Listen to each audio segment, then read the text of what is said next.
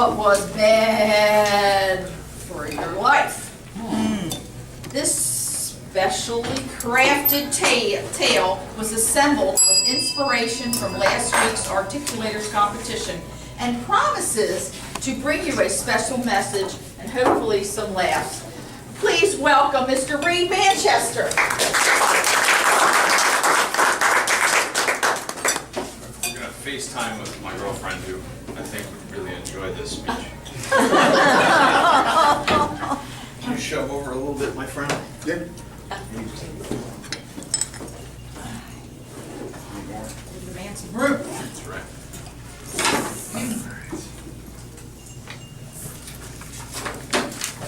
There once was a princess. Let's call her Luzanne. Well, not so much a princess. She was the king's cousin's daughter, twice removed. But let's call her a princess.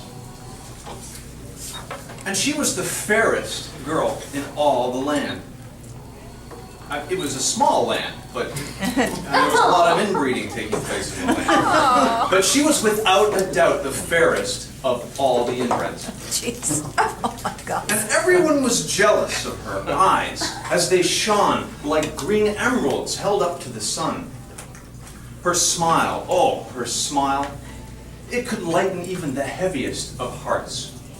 In the village, they didn't stockpile any Prozac at the local pharmacies. The therapist just simply prescribed one glance at Luzanne's smile, and all was cured. And best of all, her hair was the color of grade A maple syrup. Princess Luzanne was passionate about many things.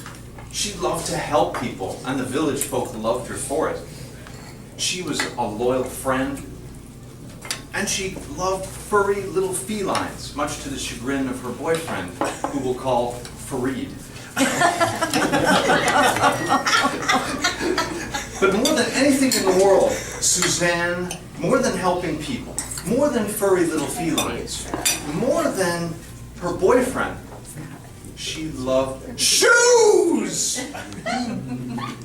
She could not get enough shoes. Blue shoes, yellow shoes, orange shoes, dancing shoes, you name it. Luzanne loved shoes. She had shoes for doing absolutely nothing in.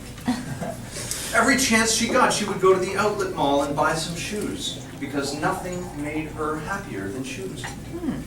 Reid, on the other hand, scrimped and saved like a grumpy old miser. He went to the dollar store, the dollar theater. He knew how to stretch a dollar.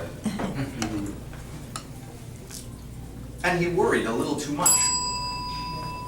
The princess, on the other hand, was carefree.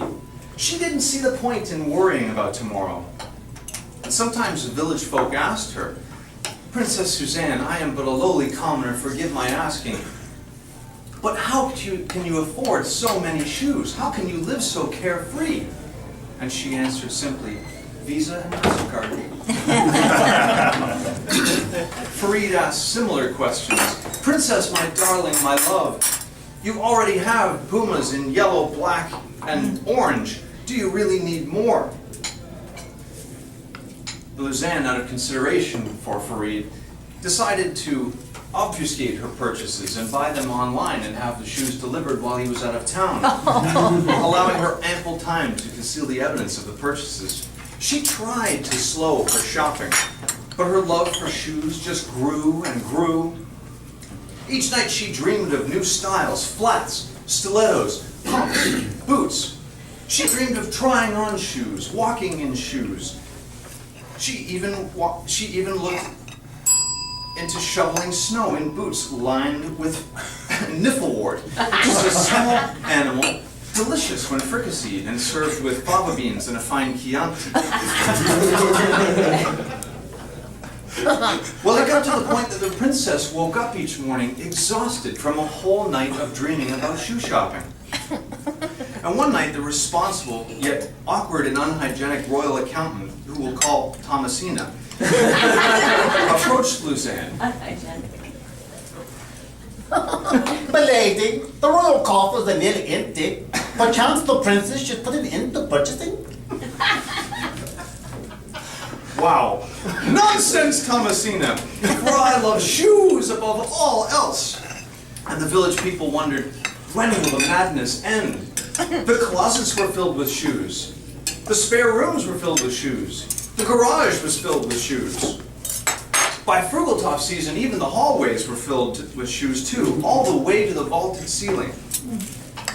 But she held steadfast to her passion. "I shall never give up shoes," she said. And so it went. Day after day, year after year, Frugaltopf season, the holiday of the bouncing dentist, the 74th of July. Shoes, shoes, and more shoes. And at one point, a film crew arrived to document the obsession so that all the village people could watch it on television. The village therapist was sent to counsel Luzanne out of her obsession, but no conventional therapy worked. Not Gestalt therapy, not group therapy, nothing. And before long, Princess Luzanne's shoes filled the whole house. Farid, a frugal fellow by nature, moved to a trailer park where a single wide amply stored his 5 pairs of shoes and pocket knife. While trying on her shoes one day, as she liked to do, the princess jostled a stack of ski boots piled to the ceiling, which toppled and buried her alive. A week later, the FedEx man arrived to deliver a pair of pricey pink pumps. The smell as he approached the house was horrible. It smelled just like shoe leather. The village CSI arrived, examined the body, and said,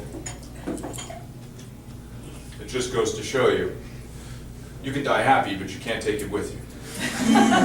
The end.